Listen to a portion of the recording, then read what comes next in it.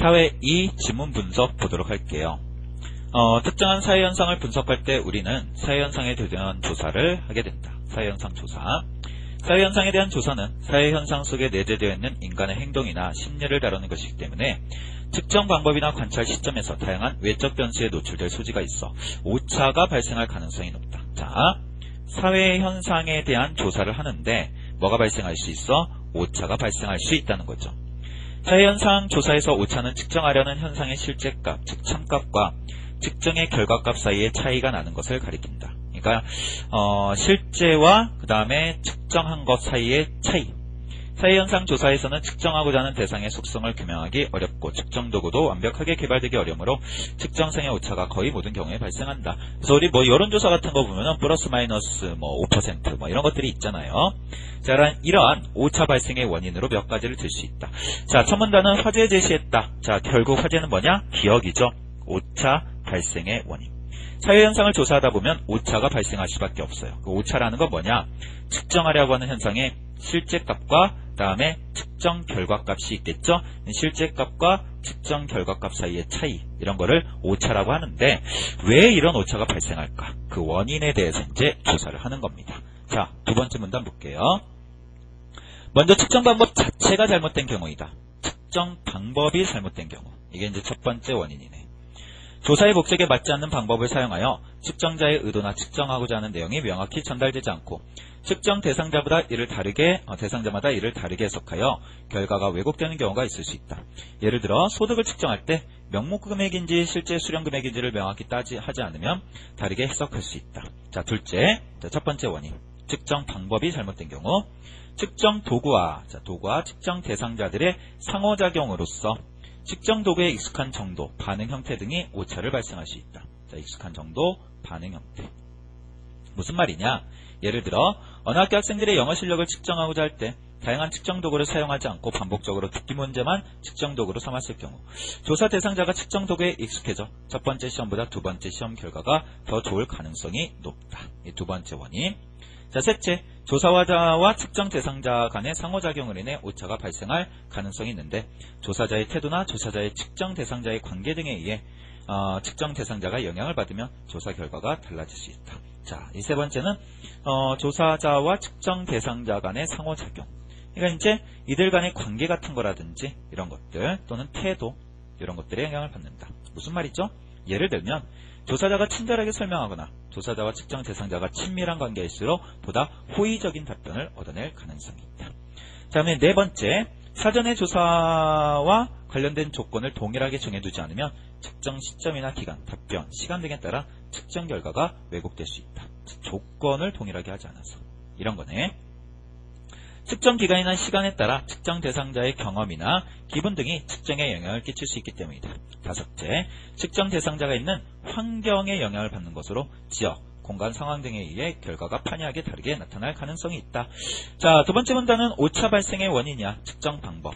다음에 도구와 측정 대상자들의 상호작용. 그다음에 셋째는 조사자와 측정 대상자 간의 상호관계. 그 다음에 태도. 다음에 네 번째는 조건을 동일하게 하지 않아서.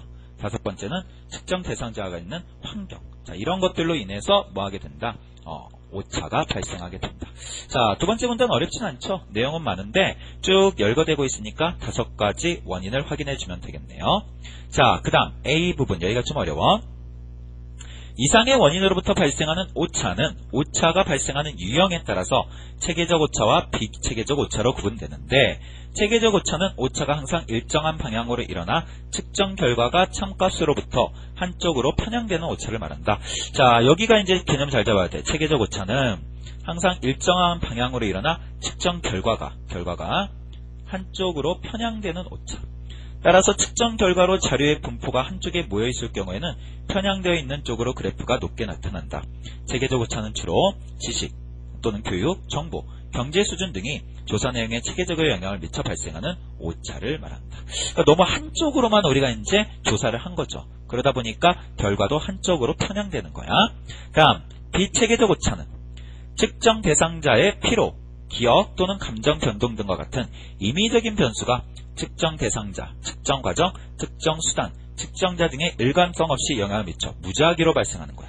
자, 임의적인 변수 때문에 얘는 무작위로 발생하는 오차야. 이 오차는 인위적이거나 체계적인 것이 아니므로 측정 결과가 참값으로부터 넓게 분산되는 결과를 얻게 된다. 얘는 어떻게 된다고? 넓게 분산되는 결과. 하지만 임의적인 변수들이 서로 영향을 미쳐 상쇄되는 경우도 있다. 이렇게 되어 있네요. 자, 이 부분 두 가지 정도 정리를 해야 되겠네. 체계적 오차라고 하는 거는 결과가 한쪽으로만 편향되는 거야. 한쪽으로만 모여있는 거죠. 다음 비체계적 오차라고 하는 것은 임의적인 변수 때문에 무작위로 발생하기 때문에 결과가 넓게 분산되는 것. 이렇게 나눠서 구분을 하셔야 돼요. 자, 문제도 있는데 좀 어려워. 요게. 자, 그 다음 문단 볼게요. 오차는 사회현상 연구에서 제시하는 신뢰성과 타당성과도 연관을 맺는다. 신뢰성의 문제는 조사자가 측정하고자 하는 것을 일관성 있게 측정하였나 하는 것이며, 자, 신뢰성은 일관성 있게 측정했는가 하는 것이고, 타당성의 문제는 조사자가 측정하고자 하는 것을 정확히 측정하였는가에 관한 것이다. 타당성은 정확히 측정했는가, 이런 부분. 이를 측정값과 관련되어 생각해 볼 수 있는데, 측정값은 참값 플러스 체계적 오차, 비체계적 오차의 공식으로 표현될 수 있다. 이를 볼 때 측정한 값이 측정 대상의 속성을 완벽하게 반영하고 있다면 체계적 오차와 비체계적 오차를 합한 전체 측정 오차가 0에 가까워 측정값은 높은 타당성을 갖게 되고 신뢰성 또한 높다. 자, 다시 지금 어떤 대상의 속성을 완벽하게 반영하고 있다. 측정한 값이 완벽할 때, 자, 완벽할 때에는 체계적 오차와 비체계적 오차를 합한 오차가 0에 가까워. 그래서 타당성도 없고 신뢰성도 없는다. 한편 어떤 측정 대상이 동일한 속성을 동일한 측정 도구를 가지고 여러 번 측정했을 때 측정값들이 서로 동일하다면 비체계적 오차가 거의 0에 가까워지며, 자, 그 측정값들이 서로 동일하다. 그러면 비체계적 오차가 0에 가깝고 그 측정은 신뢰성이 높다고 할 수 있다. 이 경우 비체계적 오차가 작아 신뢰성이 높더라도 체계적 오차가 존재한다면 측정의 타당성이 매우 낮아지게 될 수 있다. 자, 그러니까 비체계적 오차는 작아 신뢰성이 높더라도 체계적 오차가 높다면, 이게 있다면은 타당성은 매우 낮다. 자, 그러면은 결국 우리가 이제 이렇게 볼 수 있겠네요. 지금 비체계적 오차라고 하는 것은 신뢰성과 연관이 깊은 부분이네. 다음에 체계적 오차는 뭐하고 연관이 깊은 거야? 타당성과 연관이 깊은 거야. 자, 이런 식으로 이제 우리가 정리를 하고 나서 보는 게 필요할 것 같습니다. 자, 지금 A부터 마지막 문단 쪽이 조금 어려울 수가 있는데 그 부분에 대한 내용을 여러분들이 정리를 해야 돼요. 체계적 오차는 한쪽으로 편향되는 거. 다음에 비체계적 오차는 무작위로 발생하는 거. 넓게 분산되는 거. 그 다음에 이제 우리가 오차에서 신뢰성과 타당성의 문제. 신뢰성은 일관성이고 타당성은 정확한 건데, 완벽하다면 타당성도 있고 신뢰성도 있겠죠. 근데, 동일하게 이제 계속 측정값이 나오면 비체계적 오차는 0이야. 비체계적 오차는 신뢰성과 연관이 있어. 근데 체계적 오차가 있다. 그러면은 타당성은 낮다. 이렇게 볼 수 있다라는 거죠. 자, 됐어요? 자, 이렇게 두 가지를 우리가 구분해가지고 정리를 하는 게 필요하겠습니다.